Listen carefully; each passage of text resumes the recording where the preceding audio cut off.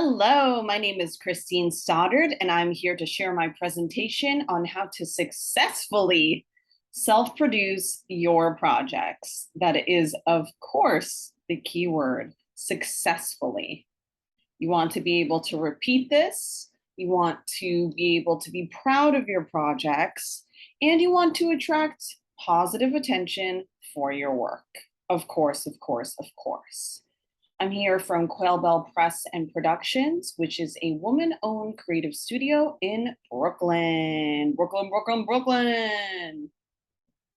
So who am I? Who's this lady giving this presentation? Who's this voice out on the internet? I am a writer, a director, an artist, a small business owner. Hint, hint, I do own Quail.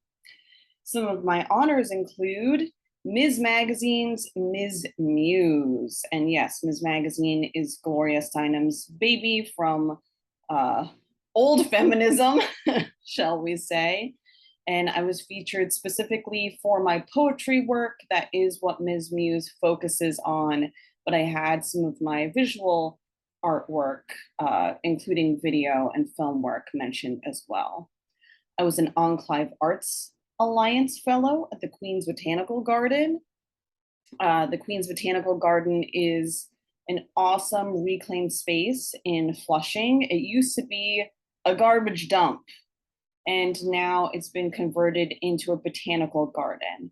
There is a botanical garden in each of the 5 boroughs in New York City. It's not just the New York Botanical Garden, which is in the Bronx, by the way. And I set up an art installation there, and I was part of a documentary that was made there. Folio, which is an industry magazine for the magazine industry, that's Meta, named me as one of their top 20 in their 20s media professionals. Fulton Theater in Lancaster, Pennsylvania, and Equity Theater chose my play, Mi Abuela, Queen of Nightmares, which I'll be getting to later, as a national finalist in its New Works Festival.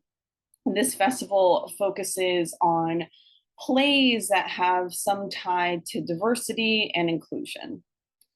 I was Brooklyn Poets Poet of the Week.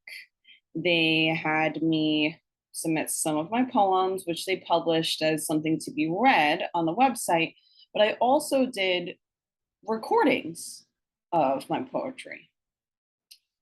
I have won a couple times now, so this should be plural, found my first mistake in the presentation, the Puffin Foundation's National Emerging Artist Grant. I have won it for photography and for film. I was also Lenox Hill Neighborhood's Lenox Hill Neighborhood House's first ever artist in residence. This is a historic settlement house in New York City in the Lenox Hill neighborhood, and they serve a wide variety of demographics. It started out as a place that helped children of immigrants assimilate. And I'm not saying I totally agree with assimilation, but hey, it could be helpful to learn English and get some food and figure out the school system if you're new to the United States. But this was a house that was founded in the 1800s when European immigrants were coming to New York City. And now they still do all kinds of things, and it's really changed over the years. Their clinic, they help senior citizens of all backgrounds, they have a preschool, etc. I have been a Visible Poetry Project filmmaker. This organization specializes in pairing filmmakers with poets to make films centered on poems, so film poems. And I was the filmmaker in this partnership, not the poet. I won Tablework Press's National Playwriting Award, also for Mi Abuela, Queen of Nightmares.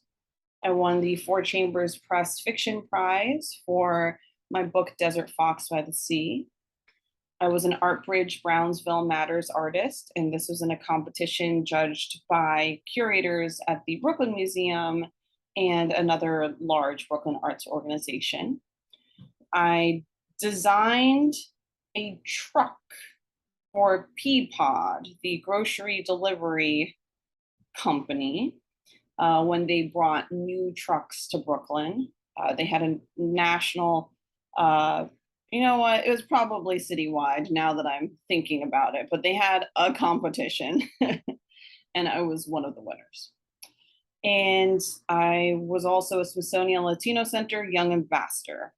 So I could keep going on and bragging more and more and more, but this should give you some sense of how tied I am to the creative world, how I really am out there moving and shaking and doing these things.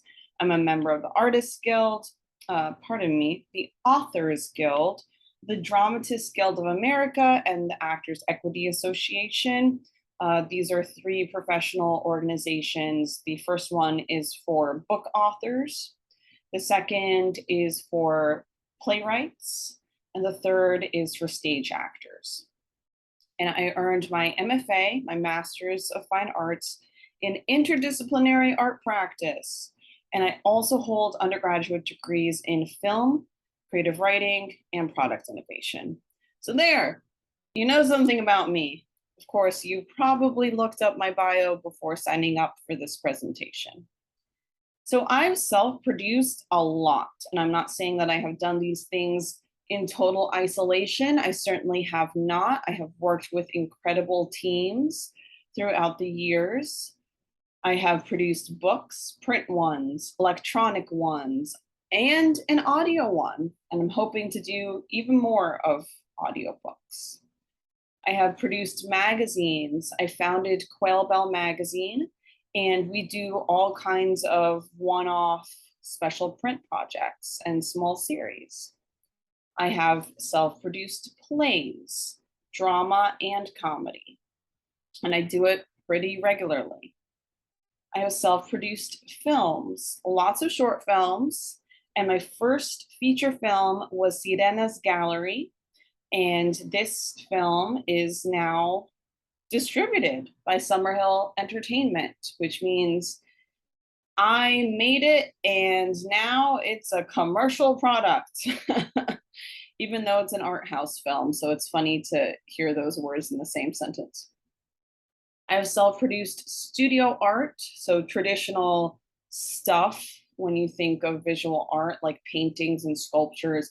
I've also self-produced conceptual art, and I should add performance art as well. I've produced art shows, art exhibitions, festivals. I've self-produced music. I've self-produced podcasts and other kinds of recorded discussions.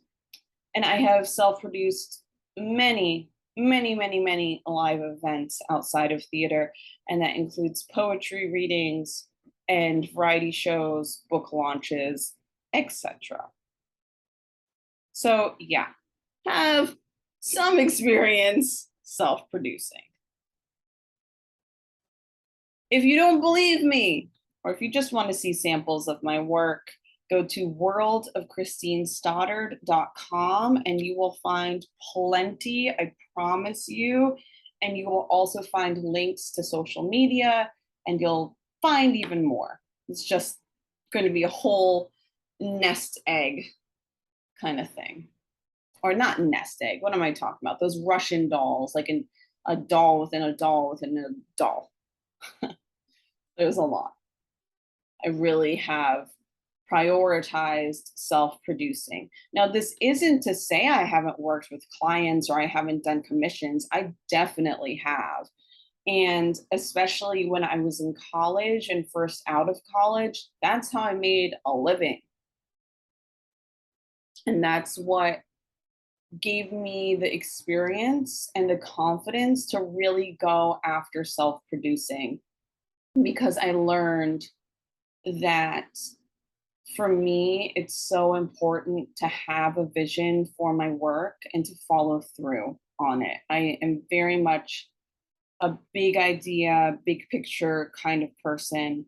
And as you'll see, I have learned to go after all those details and to follow through on all those details. But for me, what's so exciting about self-producing is the gratification of realizing a vision. Nothing compares to it. Okay, so some of you might wonder what I'm even talking about. What is self-producing? So here are the terms for my purposes here, because we could debate some of the specifics, but just generally, to self-produce is to produce a creative project by oneself or to take lead of producing a project to fulfill one's own vision, not the vision of a client or institution. It isn't to say that there isn't a partner institution. There could be a partner of some kind, but often it's a blank check situation. They are just writing a check to say, look, we like this idea that you have, this vision that you have. Now we want you to realize it.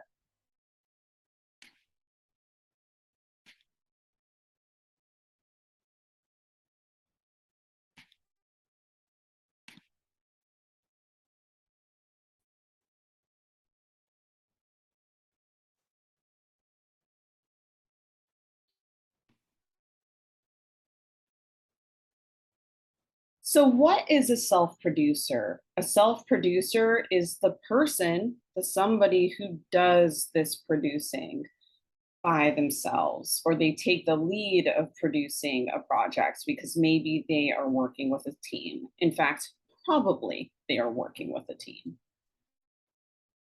So, how do you do that? How do you do this awesome thing?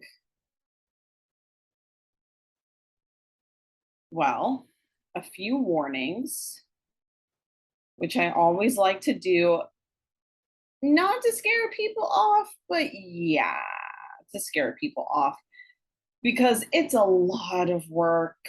And from the outside, it might look glamorous or it might look cool to be getting all of this attention or to pull off something that you really wanted to do.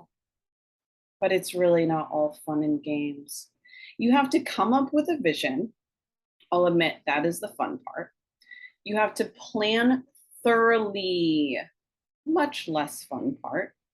You have to find excellent collaborators, whether they're other creative people who are helping you realize this project or they are partner institutions or organizations of some kind. You have to delegate wisely because it's rare that you will do every aspect of a project entirely by yourself. You have to commit to your plan. You have to take initiative. You have to see things through to the end. You have to self promote a lot. This is promoting yourself as a creative, but it's also promoting the project because getting that kind of attention enables you to keep doing this, right? I should say it's part of what enables you to keep doing this. And you also have to, and I really cannot understate this, embrace discipline. Self-producing requires an excellent work ethic. If there is any mantra to come out of this presentation, let it be this. Please let it be this. This is so important. Not everyone is meant to self-produce, or at least not regularly. I don't mean to be a downer. This is just some of that honest tea. There are so many challenges to self-producing. You have a hand in every part of the process, and that can be incredible. But There are probably parts of the process that you're not so excited about, or that you don't know a lot about, or that you find scary.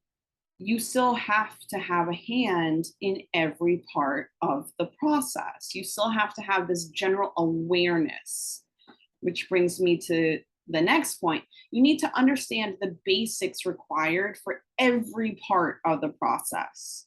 That includes anything you outsource, anything you delegate.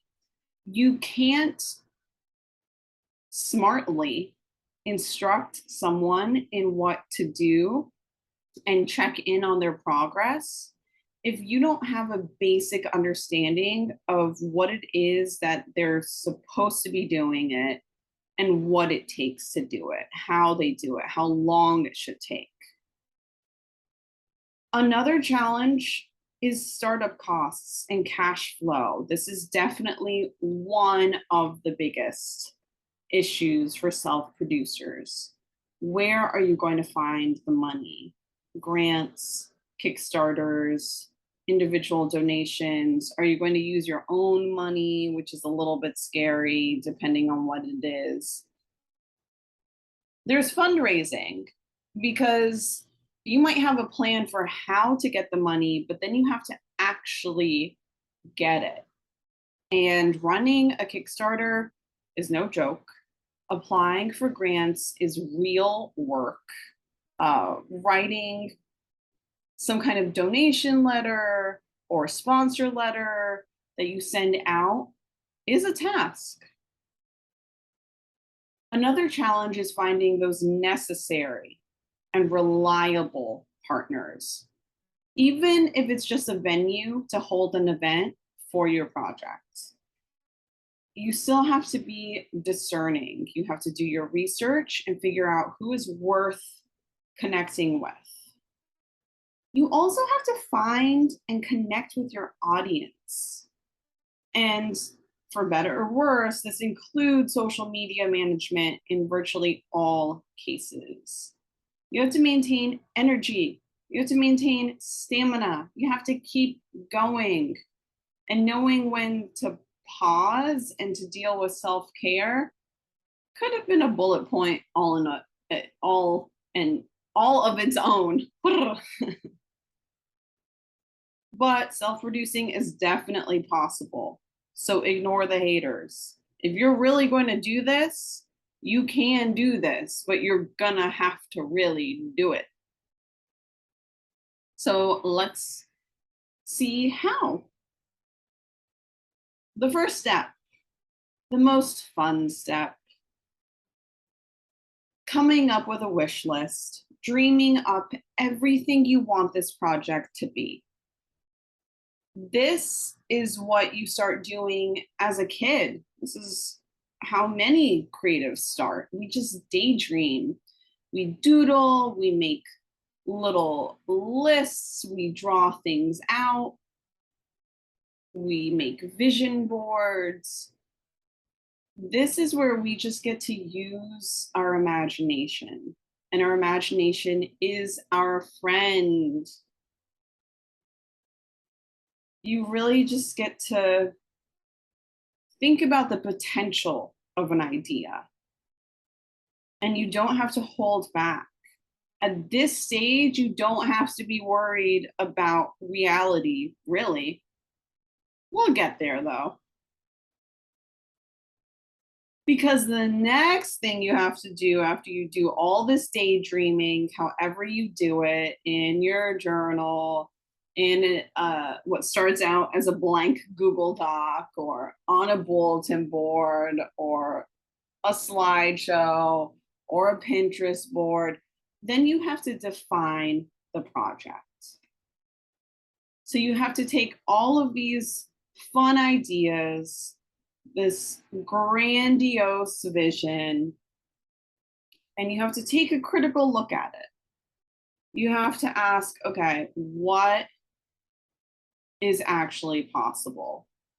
What can I, given my skill set, given my resources, given my previous experience, given my network, the people I know already, And given my potential network, people who I'm likely to be able to get in touch with and work with for this project, what can I actually accomplish?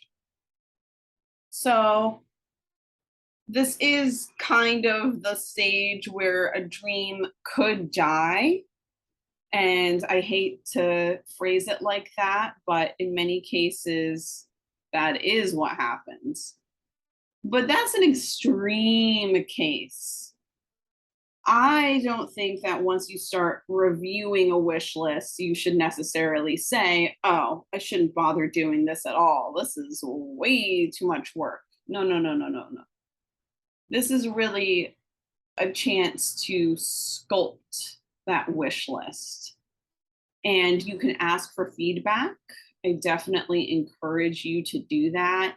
People you've worked with before, people who know your accomplishments, your capabilities, your potential, people who believe in you, but people who are going to be honest with you should help. If you can ask them for that favor, do it. You know, you can always get them a cup of coffee or pay them back some way. Maybe you're the person they go to when they have a plan they need somebody to review. This is the point where you decide the scope of your project. Maybe you've asked for that feedback, you've taken another stab at your plan, at this list to decide what you're going to do. And now you have decided the parameters, or at least you're getting there, because by the end of this stage, you really should know what your project is. What are the lines of the box? Draw that square, right? And see what's going to fit inside of it, because you can only accomplish what will fit inside of that box. It's very hard to accomplish something if you don't know what it is you're trying to accomplish. So these limitations that you are defining yourself really can save you a lot of frustration and agony in the long run, and help you actually get to the finish line. Your to-do list. Okay, now that you know what exactly your project is, you have to brainstorm all of the logistics at every stage. And not only brainstorm, but do the research and come up with a concrete, actionable plan. You need your beginning of the plan, your middle of the plan, and your end of the plan. That sounds obvious, but it's something I see new self-producers failing at all the time. Every project's different, but another way you can think of this is that the main stages of your project will be the pre-production, the production, and then post-production. So pre-production is everything you have to do before you actually make the project. Production is making the project. And post-production is everything you have to do after the project is made. So let's pretend it's a film. We'll start with that because that's where these terms come from, the film industry. So that will be straightforward. And then I'll use a couple other examples. So pre-production in a film would include things like writing your script, researching your locations, contacting the location owners and securing permission to film at those locations, describing your characters, writing role descriptions, hosting these casting calls, holding your auditions, finding your actors, getting your actors to commit to the project, etc. Production would be actually shooting the film, going to these locations with the cast, with the crew, and breaking it down scene by scene, shot by shot. Post-production, okay, everything's been shot. Now all of the work has to be backed up. An editor has to take charge with the project, has to work on the first cut. Maybe there is a separate sound designer. Maybe there's a musician that you're working with. And then even after editing, there's all the promotion, all the contacting film distributors. There's a lot, right? These are just a few of the steps. But that's what I'm saying about thinking out every stage. So if you're talking about a book, which conceivably you would do by yourself, at least the writing of the book, but there's still other people involved. So here, for pre-production, you would outline your book, and you probably have to do some kind of research, even if it's fiction or even if it's poetry. For production, you're going to actually write it. And for post-production, you're going to contact publishers. But there are many people who would say that pre-production for a book would include the skeleton of a marketing plan, right? That you should know in advance what publishers, or at least what kinds of publishers you would even be targeting, and have a sense of who you would want your readers to be and how you're going to reach these readers. Let's pretend that your project is a series of murals that you're going to do throughout your city. Pre-production, you're going to sketch out your ideas. You're going to choose your locations. Maybe choosing your locations will come first because your mural designs will vary depending upon the location. You're going to have to decide what supplies you need, what kinds of paints, what kinds of stencils. Are you making the stencils? Are you buying stencils? What kinds of rollers? What kinds of brushes? Do you have a ladder? Production, you're going to go out there to these locations after you've secured your permission, right? And you're going to paint the murals. Post-production, you probably have to finish sealing all of the murals to make sure that they're weatherproof. You need lots of good photos. You probably need to follow up with the owners of the buildings or the properties where the murals are located, get them to look at them, etc. The point I'm trying to make is that every kind of project has a beginning, a middle, and an end. And there are so many steps to think through. And you don't want to skip steps when you're coming up with your plan. You might discover in the process that there is something that you have forgotten, and that can be okay depending on how big it is and what your damage control abilities are like, what resources and connections you have. But when you're planning, you really, as much as possible, want to anticipate.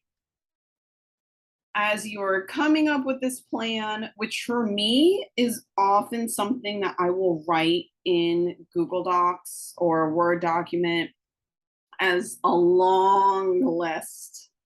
It's a bulleted list. It's a nice outline. You can ask for feedback. You don't have to do this alone, especially if it's a group project. It's good to have another set of eyes on something. And as you're planning, you have to ask yourself, how long is each stage of this process actually going to take? Now, I made marketing strategy a whole separate section because while it is or it should be part of your plan for the creative project. It's something that I have found many creative people will skip. And this is unfortunate because if you don't adequately market something, you could miss out on your audience. And it's very discouraging to put a lot of work into something only to have very few people see it or read it. Marketing is how you reach your audience. So it absolutely has to be a part of your plan for the project. It is really not just enough to make a thing.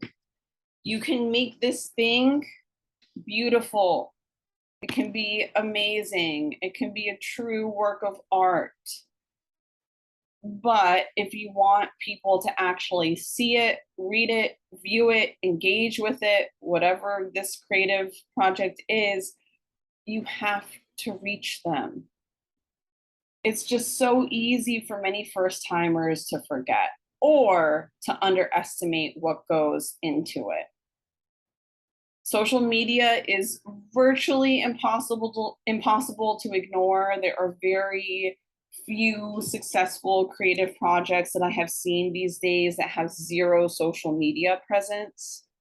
Even if you're not personally making a Facebook page or an Instagram account for your social media, for your creative project, rather, you probably are still going to have to rely on other organizations or account holders to post for you. So you would still have to reach out to them and ask them to post, as an example. So many times these days when I ask how somebody found out about one of my projects, the answer is Instagram, or the answer is Facebook, or the answer is Twitter, or to a lesser extent, TikTok. I have started to use TikTok. People will read about my creative projects in my tiny letter, which is my newsletter. This is how they find out what I'm doing. Yes, sometimes there will be a newspaper story about one of my projects or a magazine story about one of my projects, or somebody else will post something, or the magical algorithm for Amazon or Google will recommend something. But in most cases for my work, I have found that people find it because of social media. If you are watching this presentation, there's a very good chance that you found out about the presentation on social media through a Facebook post or an Instagram post. It's also possible that Eventbrite recommended this presentation to you because of how their algorithm works. But I would argue even that, even though it's an event listings and ticketing website, it's still very tied to social media. It's extremely tied to Facebook in particular. So you need to make marketing a part of your plan for the project, is the bottom line. Don't just expect to get lucky. Don't just expect that word of mouth will happen. It can happen. I am not saying that it will not. But if you only rely on that, if you just cross your fingers, you will probably be greatly disappointed. Budget. This is the other, in my opinion, not fun part of self-producing, but it is a reality. The money for any creative project has to come from somewhere. Even if it is a low cost creative project, something that's not going to involve a lot of money to make, you're still going to have to find the time to do it. And time is money. And you will find that in some cases, it's more effective for you to outsource, to hire somebody to do something than it is to do it yourself. Money is not unlimited. I don't know who you are, but I'm sure you are not a billionaire. And even if you were, billionaires still have to think about money. Who's financing this? Who is financing this creative project? Somebody has to. Some self-producers self-finance. Maybe you are running a Kickstarter or a GoFundMe or a Facebook fundraising campaign. The money has to come from somewhere. Maybe you are writing grant applications and you are fortunate and you win a grant. That grant money is coming from a foundation. Maybe you do a social media call and you got a lot of donations via Venmo or Cash App or Zelle. And you have all these individuals who are funding the project. There are lots of ways that you can find the money to start a project. Don't get discouraged. Do your research, come up with your plan. Fundraising is its own whole thing, and it needs to be a whole section of your plan. Money has to be a whole section of your plan. If you have other people involved, those are stakeholders, if they have given you money for the project, they might expect a return on investment. If you have put your own money into a project, you might expect return on your investment. It really depends on what the project is. It can make a huge difference what the project is. And if the goal is to make money or not. Maybe it's a nonprofit type thing. Maybe you're just trying to do something for the first time to prove that you can do it and to gain notoriety and to be able to do it again, maybe on an even larger scale. There are so many factors. I'm purposely keeping it vague because I want different kinds of creative self-producers to understand that money applies to every single project. You have to be honest with yourself about what your startup costs are going to be. And you have to be honest about how something can make money if it's supposed to make money, and then how you will do your best to ensure that it will make money and not lose money. A lot to think about, a lot to research, probably. Calendar. This is the other part that is maybe not so fun. You have to set deadlines.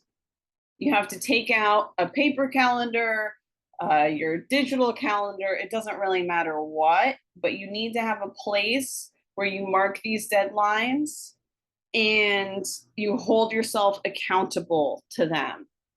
You look and you say, I'm going to do this by this date, and then you actually do it. And if you miss a deadline, you're aware of it and you find some way to correct as soon as possible. I'm not saying you can't ever miss a deadline. I'm not saying that you will absolutely fail if you do, but you do have to be responsible if you want to actually get a project done. It's important to be flexible and adaptable, but you also have to hold yourself to a certain standard. Or you're going to have a bunch of unfinished projects, and that is something many creative people are guilty of. So when I say plan backwards, my first bullet point, you're probably wondering what that means. I mean that in your plan, if you say you're going to give yourself 3 months to plan this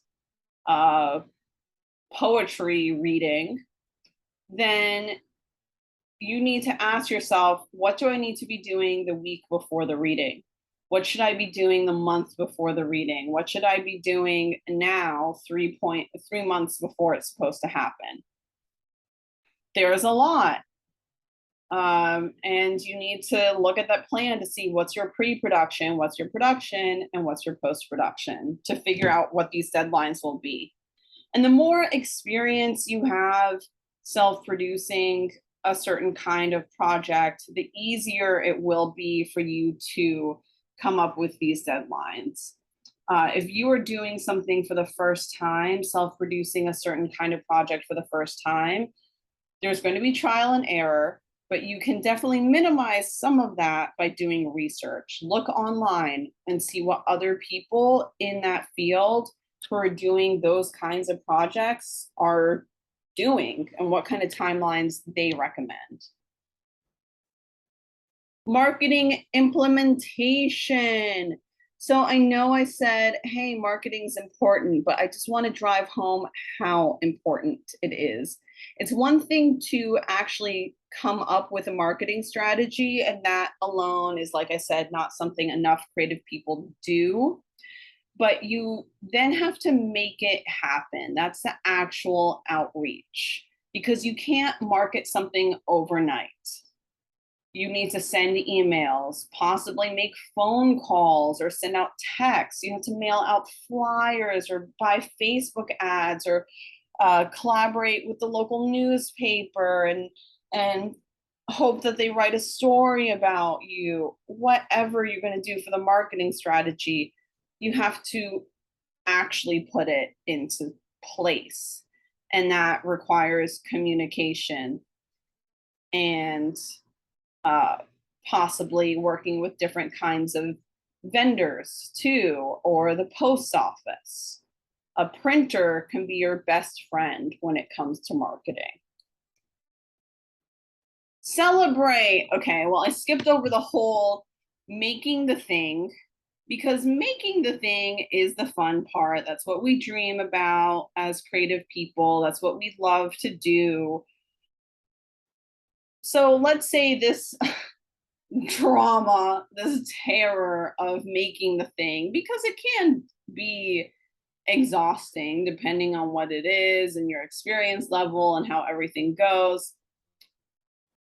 Let's pretend that this trauma has ended and now it's all over. You finished the project, you actually did it.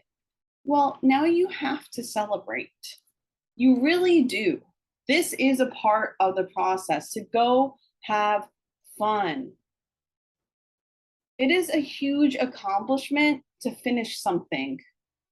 Again, so many creative people will start and stop, start and stop, start and stop, and not finish projects. They'll just keep coming up with ideas, which is great. It's good to have ideas, but it is a lot harder to make those ideas actually happen. There are people who work at advertising agencies or think tanks, and their whole job is to just come up with ideas. I will never underestimate the importance of ideas. But if you are going to be a self-producer, a successful self-producer, then you have to make your ideas a reality.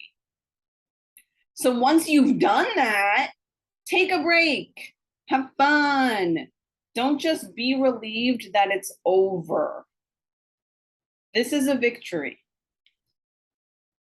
And some people might say, oh, well, that's silly. I should move on. I should use my time efficiently and make time for the next thing. It's time to start working on the next project. Okay, it might be.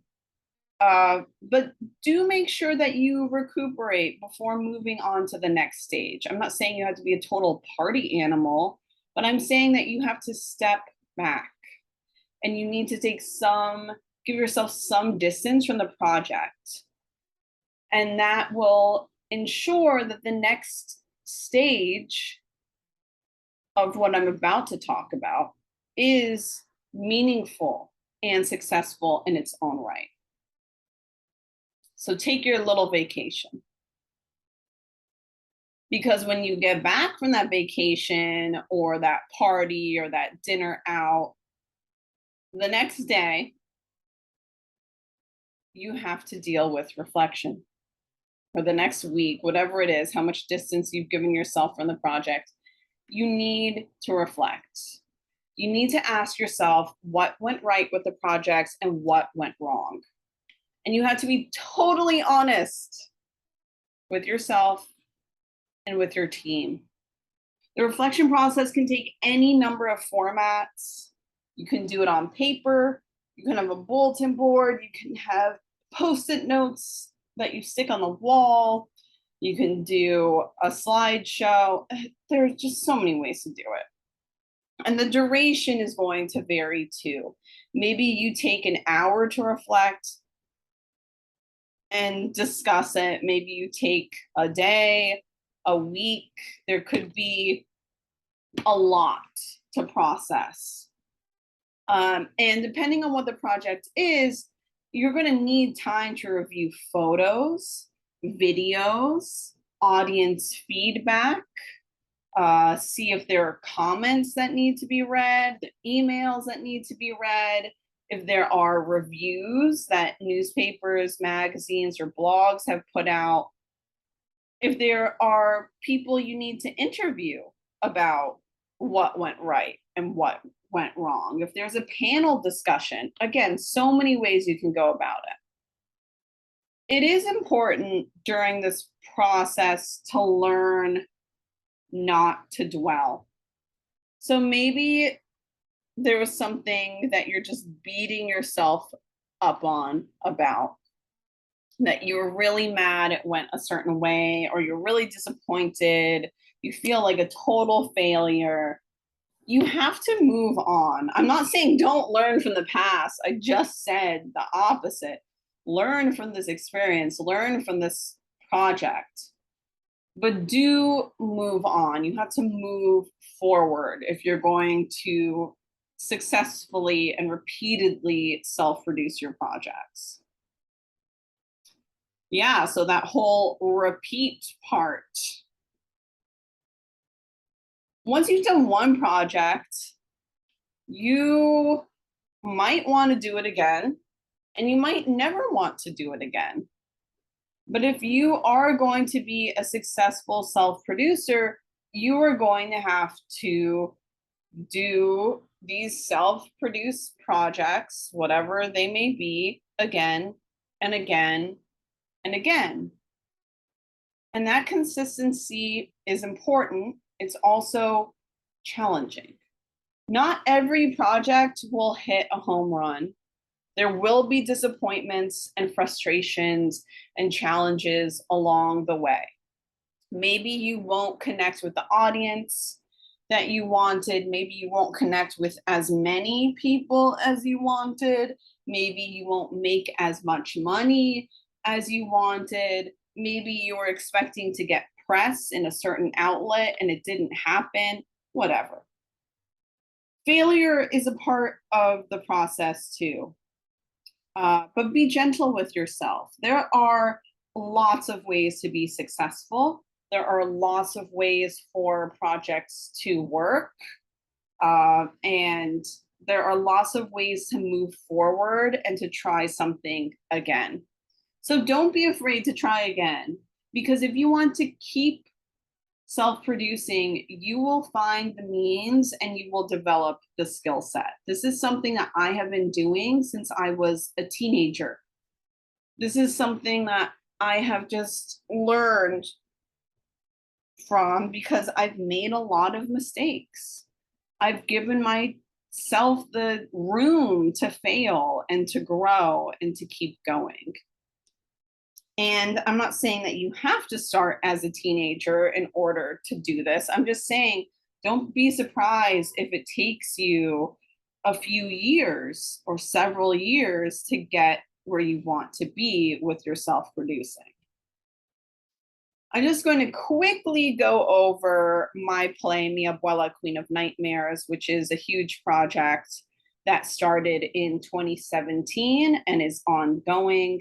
It began as a poetry book, and that was published. And after the poetry book, I rewrote it as a play and submitted it to a competition. It won this national competition. It was published in a book with the other winner. That book was called Two Plays. And then I after the pandemic had calmed down a bit, produced the play at the Gene Frankel Theater in New York City. And that premiered in June 2022. And since then, it has had a reading. It was a national finalist in another competition. It will go on again as an excerpt at Arts on Site on St. Mark's Place in New York City. It will have an excerpt appearance at Shashama's festival. Shashama is a notable nonprofit arts organization in New York City. And I'm in discussions with other places that would like to see this play happen again. It's also something that was shot cinematically and will be put together as a video that can be watched at home.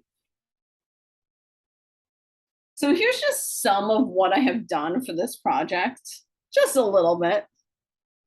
I ran a Kickstarter campaign. I negotiated a rental agreement with the first theater where it premiered. I had to write casting calls, post those casting calls on different websites, schedule Zoom auditions, hire an intern, which of course meant interviewing more than one person after posting a call and then seeing who responded. I had to create a Facebook page, and that meant coming up with content for the page. I had to invite people to the Facebook page. I had to stage and take cast photos for promotion, so I would have visuals for the show for things like the show poster, which I also designed. I had to make a website. I had to email potential playbill sponsors, and luckily I had a lot of work, a lot of help from the intern to work on this part. I had to find a neon sign designer. I had to sketch out the design that I wanted the designer to make. I had to create a rehearsal schedule. And again, I had my intern along the way. I actually had two interns, one who was there for the entire project, and then one who was there for 2 all-day parts of the project. Load in, which is when you bring everything to the theater and set it up for the show, and load out, which is taking everything out of the theater. I had to print copies of the script. And let me tell you, different actors like their scripts printed different ways. I posted on my personal Instagram, so I had to think about how to do that, what I wanted these posts to look like. I had to review the theater's newsletter drafts, which they sent out to their constituents. I had to send out outreach emails. I had to hire a lighting designer, a set designer, reserve a U-Haul, get a storage unit to store stuff during the rehearsal process before the show, and then to take everything after the show. I had to create an Eventbrite page for the tickets, and that required management all of its own. I had to buy costumes or source costumes. I had my different ways. I had to have the cast try on costumes for these photos that I talked about. I had to shop for props. I had to hire a show photographer to document the show, because guess what? I was also in the show. I wrote it, I directed it, and I did have a bit part in it. So I couldn't do photography. I hired a show videographer. So we have one live show documented, and that video is different than the one that I mentioned was shot cinematically. Also had to upload the rehearsal photos and videos, as well as the intern notes from every rehearsal, so that actors could review them as they needed and wanted. Had to buy food for the concession stand, had to get cash so I could make change, or whoever was working the concession stand could make change. Had to, along the way during the rehearsal process, make updates and rewrites to the script. Had to attend a reading for the show at a national competition, which was directed and cast by someone else. I luckily, after premiering the show at the Gene Frankel Theater, got to sit back a little for this reading that took place at the Fulton Theater in Lancaster. I just signed a contract with another theater, Arts on Site on St. Mark's Place, for this excerpt performance run that's coming in October 2022. Had to sign a contract for a festival appearance with cast members. It's also taking place in October 2022. And this is not by any means exhaustive. I just wanted to give you a sense of everything that's gone into this project, and there's just so much. I do encourage you to visit the website for the project. And that is Miabuela, Queen of Nightmares.weebly.com, also very easy to Google. And you can see all kinds of things on this site. Find out more about the Gene Frankel premiere, the Fulton Theater reading, Shashama Festival, Arts on Site, etc. And I have it totally built out for you to really check stuff out. Very excited about this show, very proud of this show, thrilled to see where it's going to keep on going.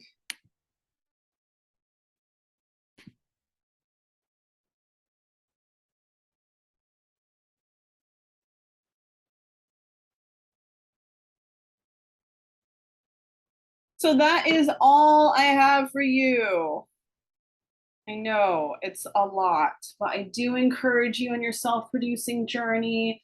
I hope things work out for you the way that you want.